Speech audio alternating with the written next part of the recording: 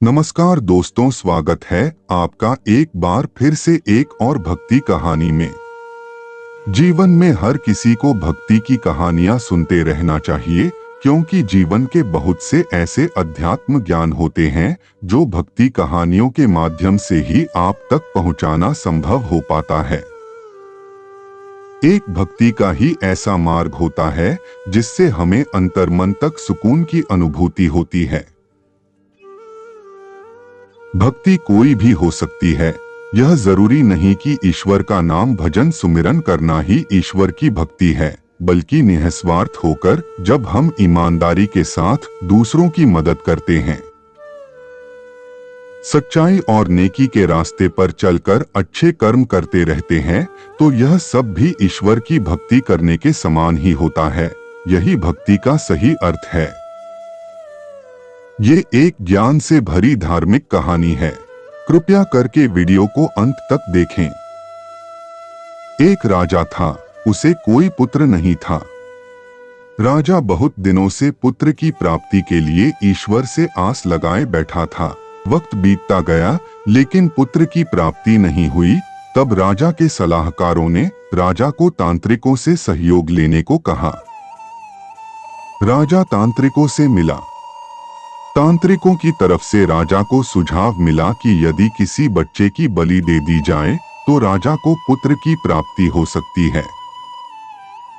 राजा ने राज्य में ढिंढोरा पिटवाया कि जो अपना बच्चा बलि चढ़ाने के लिए राजा को देगा, उसे राजा की तरफ से बहुत सारा धन दिया जाएगा। एक परिवार में कई बच्चे थे, गरीबी बहुत थी। उसी परिवार में एक ऐसा बच्चा भी था जिसका ज्यादातर समय सत्संग और साधु संतों की वाणी सुनने में निकलता था। इस वजह से बच्चे की ईश्वर पर बहुत आस्था थी। वो ईश्वर की भक्ति किया करता। जब राज्य के सभी लोगों सहित इस गरीब परिवार को राजा के इस इनाम का पता चला तो परिवार को लगा कि क्यों ना इसे राजा को दे दिया जाए, क्योंकि ये निकम्मा है, कुछ काम धाम भी नहीं करता है और हमारे किसी काम का भी नहीं है। हमारा तो पेट भरता नहीं, कहाँ तक इसे बैठाकर खिलाते रहेंगे। और फिर एक बच्चा कम हो गया तो क्या फर्क पड़ता है। इसे देने पर राजा प्रसन्न होकर हमें बहुत सारा धन देगा। इतना सोचते हुए बच्चा राजा को दे दिया गया। राजा ने बच्चे के बदले उसके परिवार को काफी धन दिया। राजा के तांत्रिकों द्वारा बच्चे की बलि देने की तैयारी हो गई। राजा को भी बुला लिया गया। राजा और तांत्रिक दोनों के द्वारा बच्चे से यह पूछा गया कि तुम्हारी आखिरी इच्छा क्या है। बच्चे ने कहा कि मेरे लिए रेत मंगा दी जाए। राजा ने कहा बच्चे की इच्छा पूरी की जाए, और रेत मंगाया गया। बच्चे ने रेत से 4 ढेर बनाए। एक एक करके बच्चे ने 3 रेत के ढेरों को बुरी तरह से तोड़ दिया और चौथे के सामने हाथ जोड़कर बैठ गया, और उसने राजा से कहा कि अब जो करना है आप लोग कर लो। यह सब देखकर तांत्रिक डर गए और उन्होंने बच्चे से पूछा, पहले तुम यह बताओ कि ये तुमने क्या किया और क्यों किया। राजा ने भी यही सवाल बच्चे से पूछा। तो बच्चे ने कहा कि पहली ढेरी मेरे माता पिता की थी। मेरी रक्षा करना उनका कर्तव्य था, परंतु उन्होंने अपने स्वार्थ और लालच में अंधे होकर ममता की बलि दे दी। कर्तव्य का पालन न करके पैसे के लिए मुझे बेच दिया, इसलिए मैंने ये ढेरी तोड़ दी। दूसरी ढेरी मेरे सगे संबंधियों की थी, परंतु उन्होंने भी मेरे माता पिता को नहीं समझाया, इसलिए मैंने दूसरी ढेरी को भी तोड़ दिया। और तीसरी ढेरी हे राजन आपकी थी, क्योंकि राज्य की प्रजा की रक्षा करना राजा का ही धर्म होता है।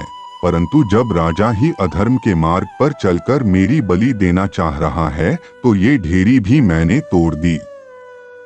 और चौथी ढेरी मेरे ईश्वर की है। अब सिर्फ और सिर्फ अपने ईश्वर पर ही मुझे भरोसा है, इसलिए यह एक ढेरी मैंने छोड़ दी है। बच्चे का उत्तर सुनकर राजा अंदर तक हिल गया।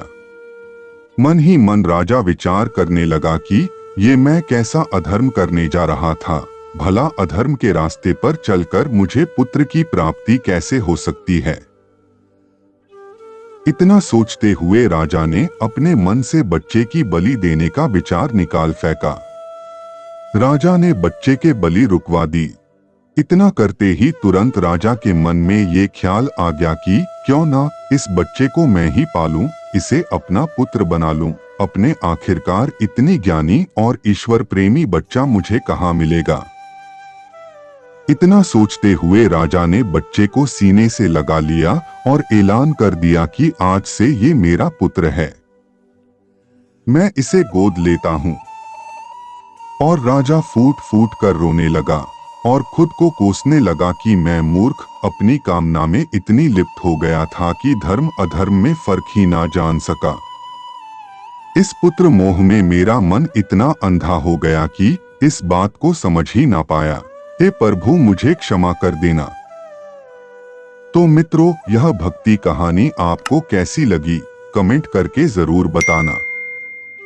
चैनल को अभी तक सब्सक्राइब नहीं किया है तो कृपया करके सब्सक्राइब कर देना। आपका दिन शुभ रहे। धन्यवाद।